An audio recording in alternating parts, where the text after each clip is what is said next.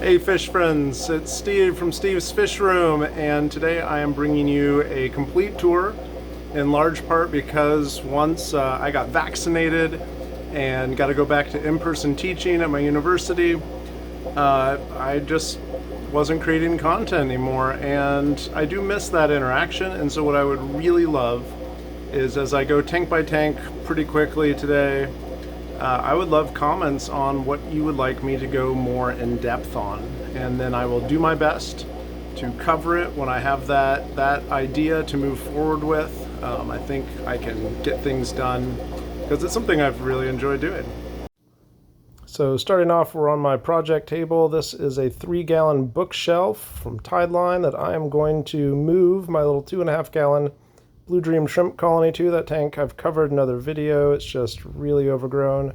It's where I keep my live foods, my feeding tray. This little terrarium I've been playing around with. I had this old vivarium that I can't use as an aquarium, so playing around with that. It's got some killifish eggs drying there.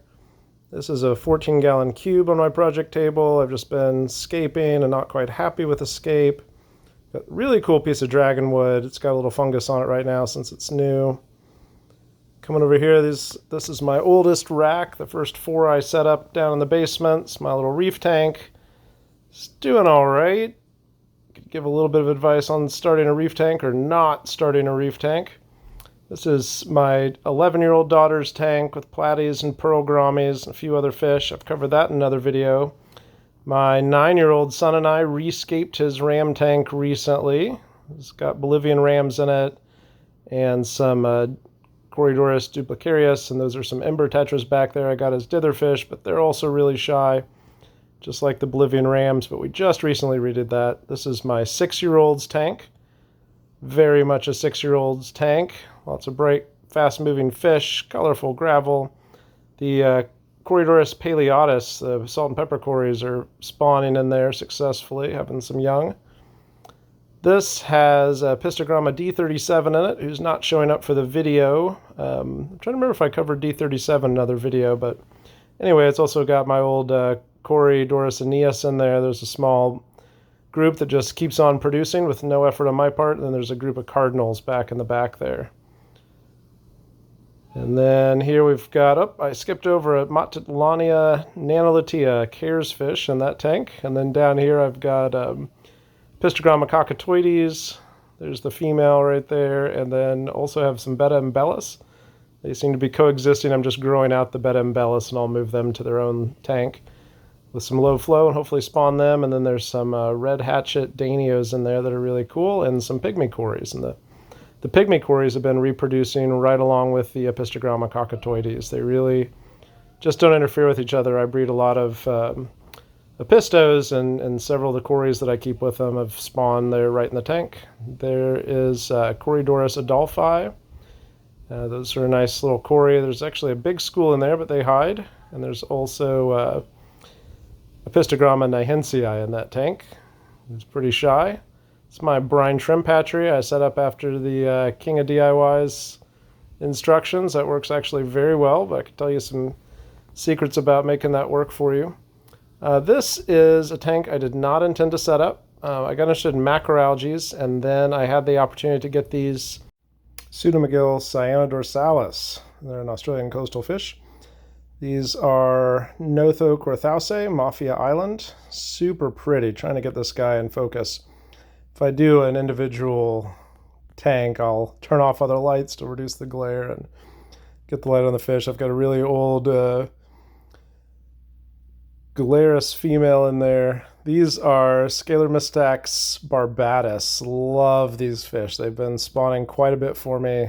Pretty much just give them blackworms, live blackworms. And they will give you eggs in return. They are an awesome fish taken out of the cory family. These are another Notho. These are Guntheri. Nope, that's Corthausae. It's Corthausae Mafia Island. I've got 2 trios of those guys. They are awesome. And these are Aphyosemion punctatum. Can't see them. They have so many fry in there. They are just growing up. There's one on the left there. They're really pretty little tiny Aphyosemion killi. These are really cool South American killie. You can't see it very well there, but this is Lamiosimian zephidius. Means small sword or sword-like, something like that. It's got sword in it anyway. And these are Aphyosimian bivitatum. It's a young pair. They've been producing a lot for me. There's actually an older pair in there as well. They just get along. They love the worms. There's a young male. So those are Aphyosimian bivitatum fungi. In this tank, I've got Aphyosimian georgiae. They are super shy. They stay back in the mop. They have not been producing a lot for me. They are a cool river fish. I mean, cool water river fish. Really pretty. That next tank were Aphyosimian striatum. I can't keep up with my own videography. This tank is Nothobranchius. Really great annual, super beautiful. And this is my really old pair. They're a true annual, but these guys were born 18 months ago. Almost to the day. There's the old male. They are still producing a lot. I hatched out a group of my own eggs and got 140 fry from a 2-week spawn, 1 male by 2 females. So those nothos are very prolific. These are my discus. This pair's been spawning. I haven't tried to raise them yet. I've actually got another tank set up where they are going to soon move just for spawning, but this is my kind of really the only display tank in the fish room.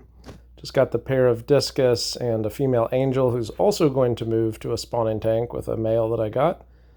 But that's a CO2 tank I did cover in another video. This is going to be a farm tank. I haven't hooked it up to the CO2 yet. Just got some rescued plants in there, plants I needed to pull out. Got some new booses from a friend the other day and threw them in here, but these are both going to be farm tanks. And right now I'm just growing out some various fish and got a bunch of guppies in both, which isn't normally a fish that I keep, but they've been really prolific for me. This is Apistogramma ortegae papagi. Beautiful male. He's just gorgeous. It's a new species to me, but I do have this tank on CO2. The Apistos do seem to like it. They've spawned one little spawn for me. I got them when they were really young, and I gave those to a friend here locally, but I'm hoping that they'll spawn again and give us a lot more. Okay, this tank, you would never guess. This tank has a ton of fish in it. I've got to do major water changes on this tank. I try to hit 50% every week. I keep the dates up on the corner. I'm a little bit behind, so it's time to start a new round of water changes on everybody. But this one in particular has 2 big bush fish. You can kind of see one back in there, a big common pleco that I rescued, a dozen Congo tetras, and some Synodontis cats. Oh, and some slender buffalo head cichlids. Anyway, it's a full tank, and you would only know it when I throw blackworms in there. These guys are least killies, which are not a killie. They're a live bear and also some longfin white clouds. These are the extra female Matalania nanolutea, Cares fish, a fish that's likely to go endangered in Panama. So as a hobbyist trying to keep it alive, this is another Cares fish. This is Sachyarmii, Pachypanchex sachyarmii. They're really cool killie from Madagascar, and they're likely to go extinct. This is Scalaristax cronii. There's also a pair of Egyptian mouthbooters in this tank. Those guys, the Scalaristax cronii, have been really spawning for me. Just gave a bunch of those away to a friend. These are another Cares fish. This is Cares live bear. This is Scyphia francescae, and they are super prolific. You can see from the tank there, kind of like guppies. They're actually more similar to platies probably. But they went extinct in the wild, I believe, in Mexico because the water table got drained too low. There is a snowflake pleco, different than a snowball, but pretty in its own right. A little skittish there, camera shy. These are one of the newest additions. This is C112. Don't have a name yet, but this is an awesome Scalaristax. They're just large cories. These guys have just really elongated fins. They're so cool, and they actually did already spawn. I've only had them for about a month. They just came from our Missouri Aquarium Society rare fish auction. And this is Betta albimarginata. Very long name for a really cool fish. They're a mouthbrooder. You can see if you look back in there. I'm sorry, the lighting's terrible. It's down on the floor, so my videography is terrible too. I'm just holding a gimbal in my hand here, but there's one who is enjoying the camera. They are mouthbrooders, and these are 2 young ones here. The adults actually really like caves. They hide both under the floating wood and the floating betta logs, which are great. But they'll also go down in the same kind of like broken pots that I use for some apistos. So there's that system. That is a 70-gallon system, and then the last two tanks are not on the system. All feeds down to a sump. Okay, these guys are impossible to see in this lighting. I can see the aquariums and myself better than I can see here. But this is Betta ubris, and you'll just have to take my word for it. They are super pretty. They're black water. I barely have the pump going. They're bubble nesters. They actually do submerged bubble nests.